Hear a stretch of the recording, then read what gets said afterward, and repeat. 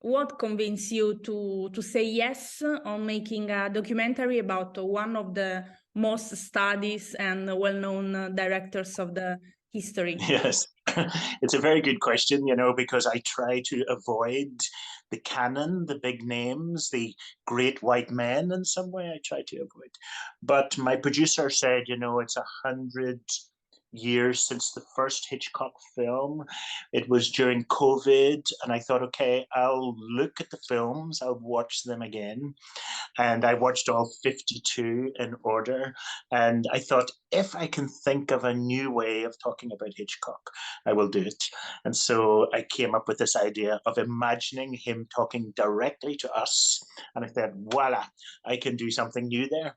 And as well as looking at some of the more traditional themes like escape and desire, I could look at something really interesting like loneliness and fulfillment and things like that. And so I thought I can say something new here, hopefully. Yeah, and it was difficult to find these 6 topics. I think so. I think I did want to look at some of the familiar things, but even escape. Hopefully, I look at it in not only escaping from your life or yourself, but escaping the conventions of cinema, of form, of style. So even there, hopefully I'm twisting that. And there's a lovely word in English, torque, the fact that you twist something.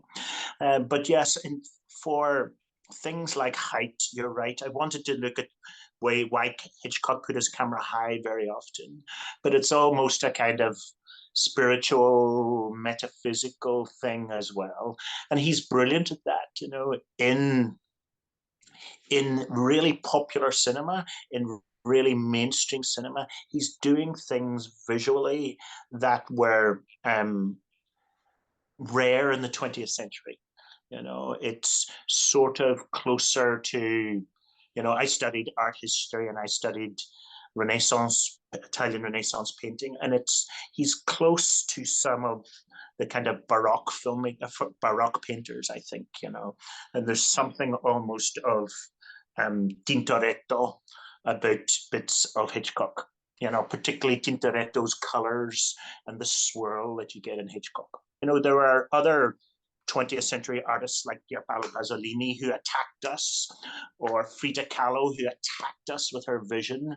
But Hitchcock, of course, didn't feel as if he was attacking us. He was, it was beautiful people, often on holiday with beautiful outfits.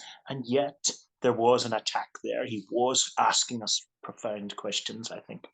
And I think that's why, even though he's dead, his themes are still relevant, because these questions about loneliness and desire and how people lie to each other and the fear that underlies so many things, these are still today in our lives. Yes, in fact, his movies are very, very modern today. I think so. I think so. And I think with the women too. I mean, in some places there's a lot of criticism of Hitchcock and from a feminist point of view, but, and what he did to Tippi Hedren was terrible, of course, and I've read her book. But he was also, women loved him. I knew Janet Leigh and she loved him. And Ingrid Bergman loved him. And so many of the great female actors loved him. So there was a modernity there. Eve Marie Saint in North by Northwest. Look at how bold she is. Look at Ingrid and Notorious. These bold people, these imaginative, risk-taking women. Very interesting. In contemporary society, we have the stereotype, the strong woman, but that's very narrow in some way. Hitchcock's women were much more imaginative that, they were interested in their own sadness, in their decisions that they had to make. There's a richness there, definitely. Your Hitchcock said that he was he wanted to avoid using predictable tones in films. Is Yes. that a target for you? Yeah, very much so. And in everything I've done, that one of the first things that people saw of mine was story of film and Odyssey, and that the whole theme in that is innovation. You know, how do we do things differently? Many of our themes are universal and timeless, but we can find new ways of doing it, you know. So of course I could have made a more conventional film about Hitchcock, but I thought if I try to put ourselves inside his head with his thoughts, yeah. So in everything I do, I try to do something innovative or take people by surprise in some way, you know, because it's fun doing that. But you do not want to bore people, first of all, and you have to renew the language of cinema if possible. In your movie, you said that there is only one light, only one lie. Sorry, the one about the lighter. Yes. But in fact, there are two lies because Okay. we are not listening obviously the Hitchcock voice. Yes. It's Yes. Alistair McGowan. Why did you choose him? Well, I needed somebody who could be completely convincing as the voice of Hitchcock. And I said to a great British actor, Simon Callow, whose work you'll know, you know, I said to him, who can play Hitchcock? And he said, Alistair McGowan has the best ear in the business. And so we emailed his agent, and about a month later, my phone went, and it was Hitchcock talking to me. And I was amazed. You know, I have worked with some of the most creative people in cinema. I've worked with Jane Fonda and Tilda Swinton and many great people. But to see Alistair McGowan, he's a tall, skinny guy, but his impersonation of Hitchcock is magnificently precise. You know, really fantastic to see somebody bring your script alive in that way. Yeah. And in the end, with a beautiful look, with a like this. A wink. Yes, Yeah. and a look in the camera. You say that Hitchcock is a trickster. Yes. Are you a trickster too with your movies?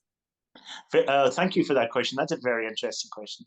Yeah, I think the trickster lies to tell the truth.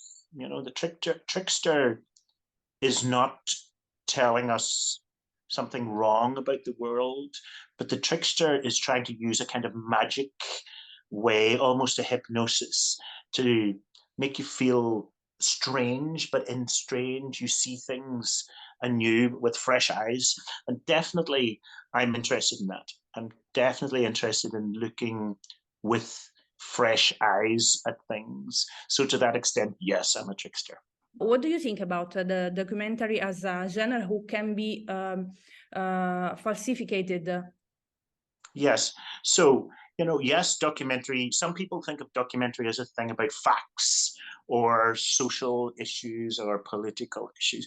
But of course, right from the beginning of cinema, documentary has been memoir, it has been essay, it has been poetry.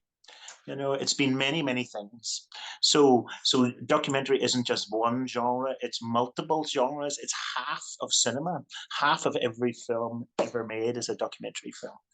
But on this question about the truth of documentary, yes, you're quite right that, you know, what we call now fake news, you know, there's always been scenes in documentary which are faked, and Nanook by Flaherty, Robert Flaherty, is an example of that. And there will always be. It's easier to make fake imagery now than ever before. Therefore, the code of ethics of documentary filmmakers needs to be stronger than ever. Like those of us who make films with kind of reality imagery really have to be honest with the audience, really have to be honest with the image and with ourselves. And the people who can check us are the journalists. And that's why journalism is more important, I think, than at any time, visual journalism, because more imagery can be faked, and therefore more checking and more calling into question is important. So it's a very important topic, and it's the biggest ethical topic in visual culture today.